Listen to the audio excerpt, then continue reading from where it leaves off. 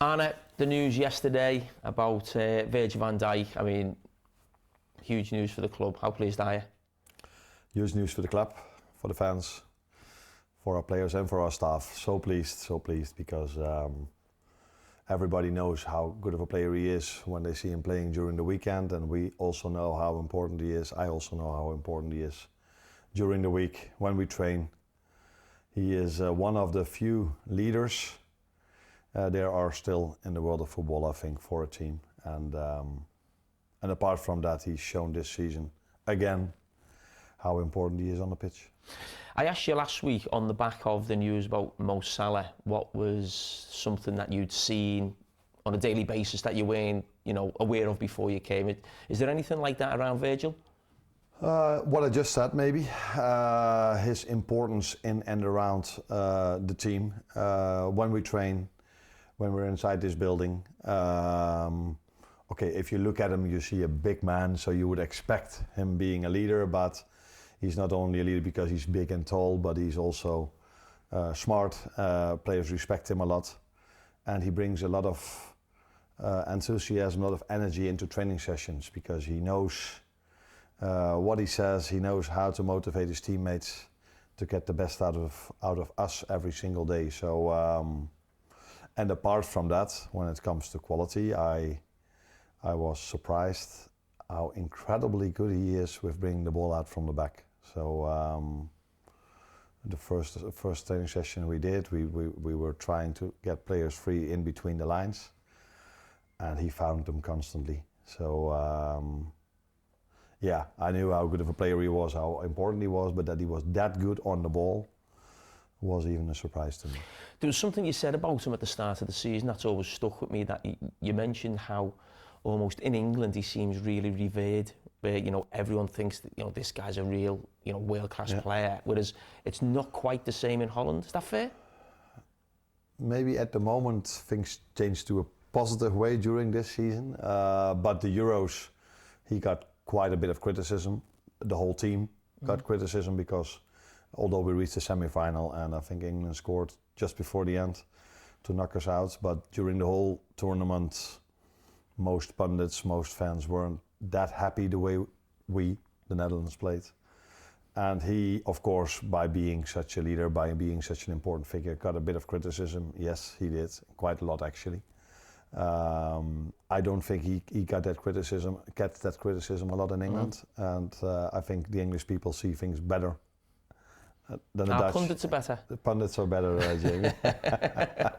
And the fans, like I said, in Holland we played a bad tournament, and then mostly the star players get the most criticism. I wouldn't say a bad tournament because we reached the semi-final, but in terms of playing style, people expected more, and he got quite a lot of criticism, more than he's used to, I think, here in England. Yes. Two big announcements. How hopeful are you of a third before the end of the season? I think my answer is always, my answer. So we prefer to talk about announcements, not about how things are going in the contract negotiations. So what I do know is that Trent is back on the pitch. He's training with us again. Had a good season, so hopefully he can help us towards the end of the season by achieving what we all hope to achieve. And where his contract ends up, that is something inside here, but not when you are here. when Richard and me, and of course it's also about Trent. On the door it says head coach, and a lot was made of the fact that you're a head coach at the club, maybe not a manager that maybe we've seen in the past. So when you've been getting asked in the press conference constantly about the three players and the contracts, how involved on a football side or actually speaking to them directly about that situation, but the football side, has that happened through the season, or is that just left to the club totally? No, the football side of things, we talk about this on a daily basis, Richard and me. And I've always worked in this construction, is that the way you say it? So I've always worked with a sports director. And but as it is now, and as it was in the past when I worked with different sports directors, they want to know my opinion. They want to know what I want next season, how I look at certain players. So there's constant involvement between me and Richard about how we wanna create the squad for next season. But when it comes to the negotiation part, that's all about Richard, FSG, Michael Edwards, and I'm happy that I'm not involved in that part. The title's not done yet, but for the last few weeks, lots of people have been saying the title's finished. You know, the title's over. How difficult is that as a manager to keep sort of the focus with the team every day when they're getting so much noise from the outside? It could be difficult, but it's not that difficult with this group because not only because of the group, because the mentality of the group, they know it isn't over, and it wasn't over, and it isn't over. But it also maybe helps that we are not the team that is at halftime either 2-0 up, 3-0 up, or 4-0 up. Actually, mostly, we're either 1-0 down or it's still 0-0 or 1-1. So we know, the players know how hard we have to work to get a result. Not only us, every team in this league, because the league is so strong this season.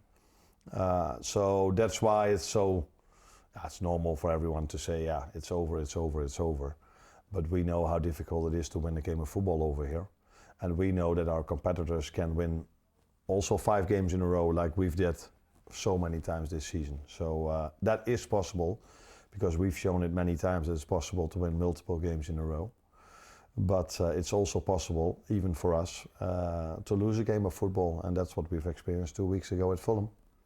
15 minutes of not being there or the other team being better than us, and we've conceded 3 goals. That's what the Premier League is all about.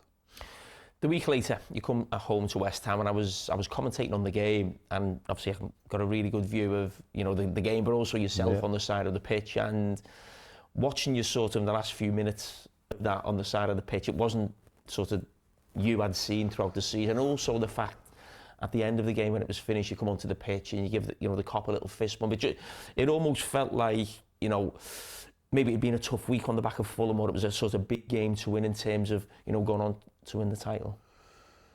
It was a big game because we lost the week before. Then the way the game went, by conceding the 1-1 with an own goal, you feel like, oh, this is a big moment if we can now still win it. And that's what we did. And I think then you get the energy from the 2-1 up. But it's also in the back of your mind, 2 minutes ago, we conceded the 1-1. So now we should do things even better, because the way we conceded the 1-1, apart from the own goal, that was the last part of the goal, but the things that happened before was quite a frustration to me. So I had to make clear that the boys couldn't switch off for 1 second anymore. The fans helped with that. And whatever I could do, I tried to do as well down the line. Yeah. On Monday Night Football, we highlighted Virgil van Dijk's role. He scored the winning goal, but obviously he was involved in the goal with Robbo. And it just felt like before, when you said, being a leader, it felt like, especially in those sort of 5 or 6 minutes from sort of conceding the goal, scoring the goal, and the end of the game, that was a real sort of captain's, not performance, but time to really stand there. It almost felt like he thought, I am going to score. I'm going to make sure I score to make up for it. Yeah, he felt that, but I think the fans felt it as well. They also felt they had to step up. So we could see it also in the data and the numbers that before we got the equalizer, we conceded the equalizer, we were a bit flat. And then after the 1-1, it was, the guys just kept on sprinting for 7 or 8 minutes just to get the win first, and then the win over the line. And I think Virgil was an example of that. I think I saw that, how he kept on pressing, but it wasn't only him. I think there were 3 or 4 or 5 players around the ball. Big compliment to the referee that he didn't fell into the trap of a very smart player who fought, because 9 out of 10 times referees blow their whistle wrongly for a smart... that was when Paqueta fell over. Yeah, he was just thinking, oh, if I feel anything, I'm going to fall. This is what many players do. I saw this during the Champions League games happening a lot as well. And many referees fall into that trap. But this one fortunately didn't. So we got what we deserved in terms of how hard we worked for that. And then, the corner, the set piece. We knew during the season. We needed a moment like that. We are working so hard to get more and more and more out of our set pieces. But these things don't come all of a sudden. I think even Arsenal has shown that the first season when Nicolas Jover worked there, it wasn't as it is now. So it takes time to come to perfection, which we'll never achieve, but to come close to perfection. But it took a while, but we saved this moment for a big moment to score a set piece. And Virgil, yeah, you could say the ball all the way, yeah, went for him, and he went for the ball. So there's a lot of work getting done on set pieces, because we highlighted that as well. Liverpool probably something, or the only thing they're at the bottom of the table for is set piece. So there'll be a real push to improve that for next season. Yeah, and that tells you, I think, even more how big of an accomplishment it is to be on top of the league, if we all know how important set pieces have become in general in football, let alone in this league. So Barcelona outplayed Dortmund with the 4-0 win, but the first goal was a set piece. So it helps you to get a momentum, it helps you for so many things. So yes, we need to improve on set pieces. So when we played Paris Saint-Germain, that's going to be interesting for the semi-final. We thought, and it is true, that they are quite poor in defending set pieces. So we thought we need to score from a set piece against them. And we put a lot of effort in. We were very close with Gerard Kwanzaa, with the header on the post. So because we didn't score a set piece in that tie, maybe that's also, it's impossible. I always say this, to win a game of football which is top teams against each other, or a tie like us against Paris Saint-Germain. You need a positive set piece balance or a neutral one. If you lose the battle of set pieces, it's hardly impossible to win a game of football. And the good thing for us is defensively we do well. Maybe we do good.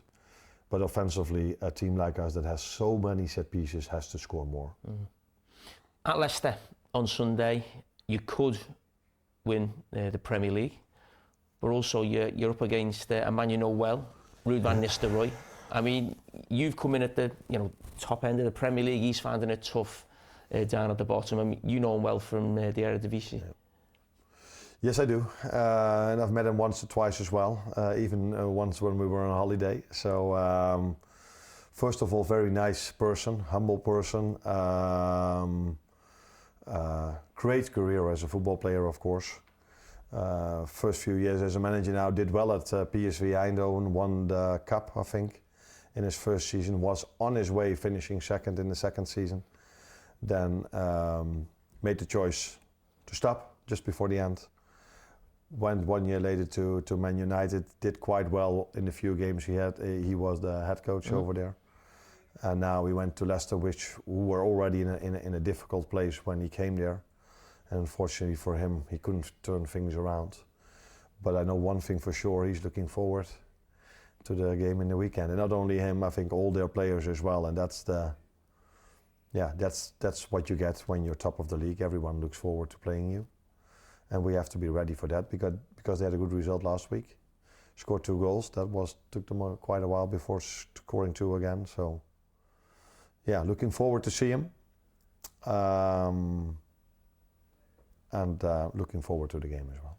I'm sure you're looking forward to the game, because you could be, as I've said before, potentially that could be the game that you and the players become Premier League champions. So I'm going to say good luck and thank you. Thank you.